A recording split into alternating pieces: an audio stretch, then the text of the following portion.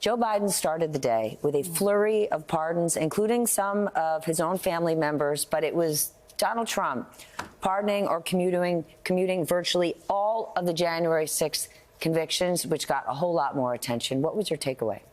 Well, look, first of all, Donald Trump had said that he was going to pardon the January 6th hostages, as he called them. And we know they are not hostages. These were people who went through the legal system, were convicted by a jury of their peers, many of them, in serving sentences, right? They committed these acts on camera. We saw it. It's kind of crazy.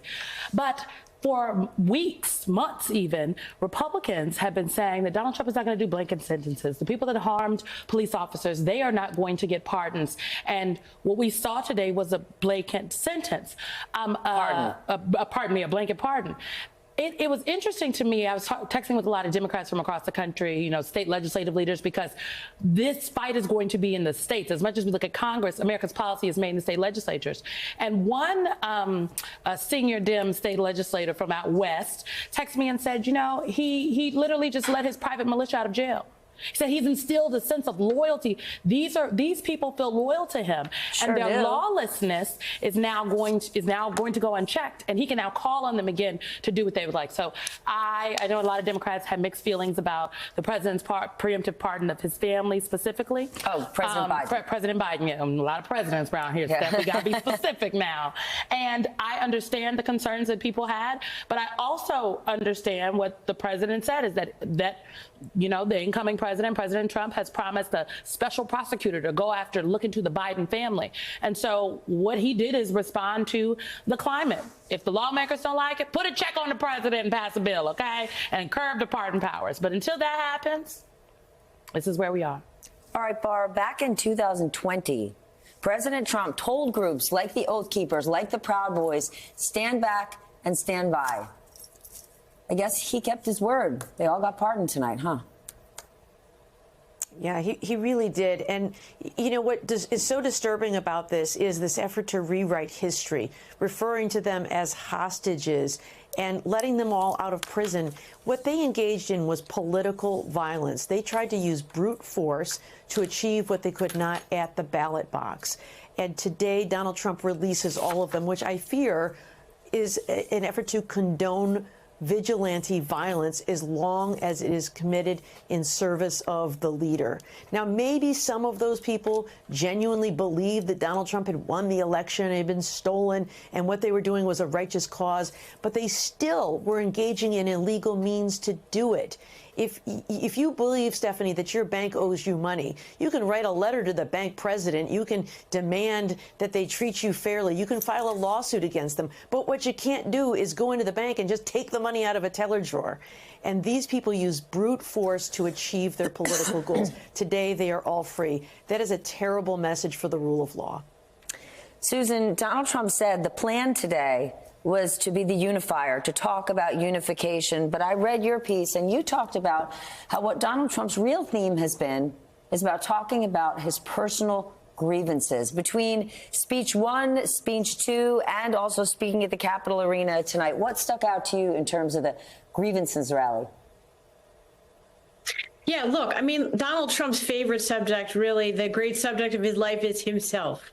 And, you know, this whole show today is a story, as he tells it, of personal vindication and redemption. I mean, this is, in the history of our country, the only inaugural address in which the incoming president of the United States says that God himself literally saved him and installed him as president. And it's the conflation between the country and his own causes and concerns that I think makes Trump stand out from any other leader of the United States. You know, they all have very, very outsized egos, or they wouldn't be in that line of work stuff. But Donald Trump stands alone in his willingness to essentially have no ideology beyond the pursuit of his own causes and grievances. And I think that really came out so clearly today. It was remarkable to see. His basic message was, hey, you tried to get me,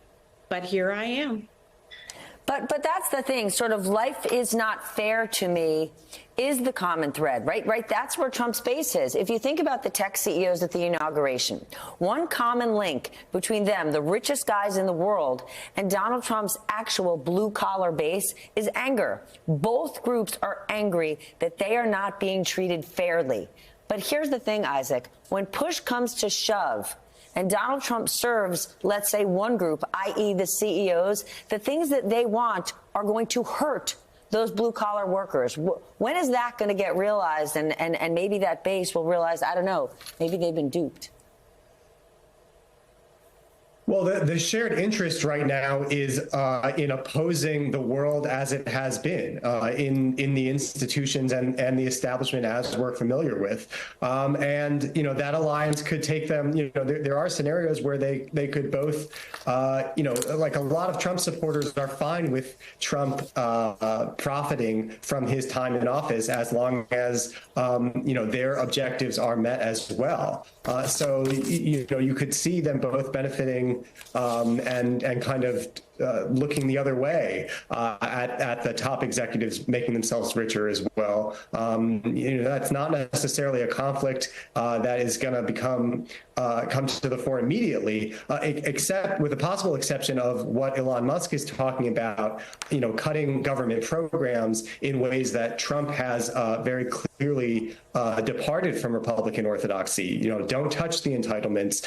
We can have big government instead of small government. That is more likely to be a collision course that is already taking shape with the debt ceiling fight coming up very soon.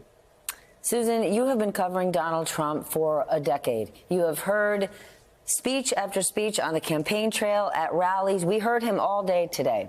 What stuck out to you? What was the window for you where you saw, this is where we're headed for the next 4 years?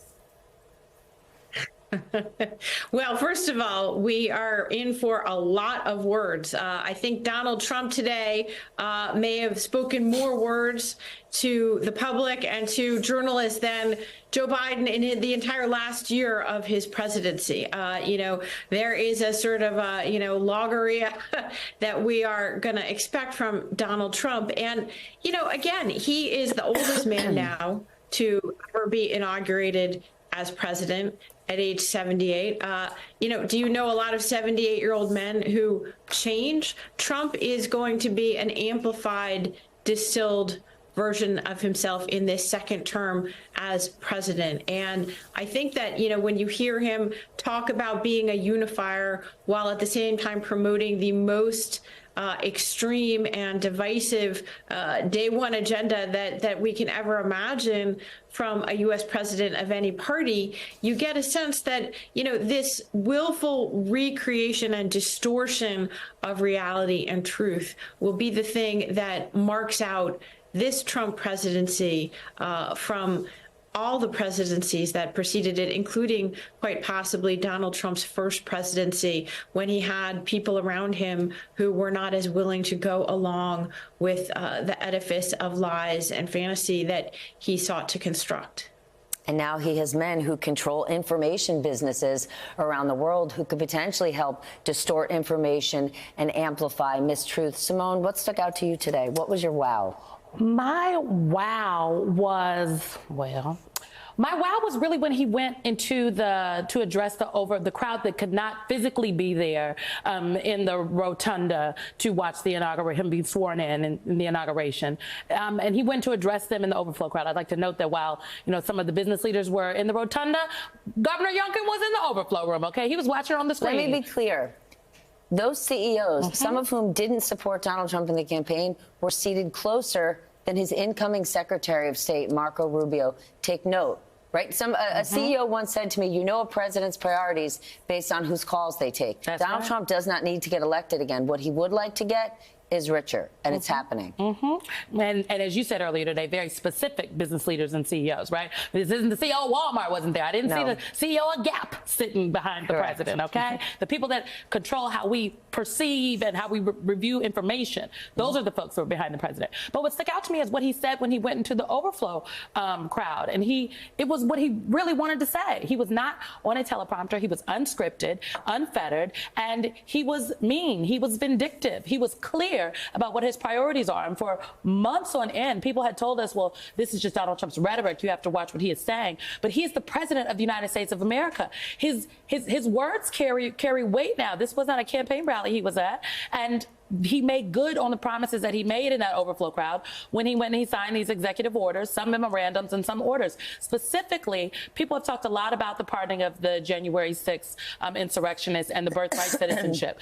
Birthright citizenship and what he signed and said about TikTok, those matter to me because that is the Constitution. So how are the lawmakers going to respond to the President of the United States blatantly giving them the proverbial middle finger today? That is actually what happened, and that's not hyperbole. That is, in fact, the truth. And if we gloss over that and get too mired down and like, oh, he's telling people to go back to work. Well, to be clear, the mayor of Washington, D.C. believes that the federal government needs to go back to work. I think the restaurant owners and the business owners in the district would like people to go back to work. Exactly. So that's not controversial. But what is, I think, and what is concerning is an attempted rewriting of the Constitution from the Oval Office. What you going to do about that, America?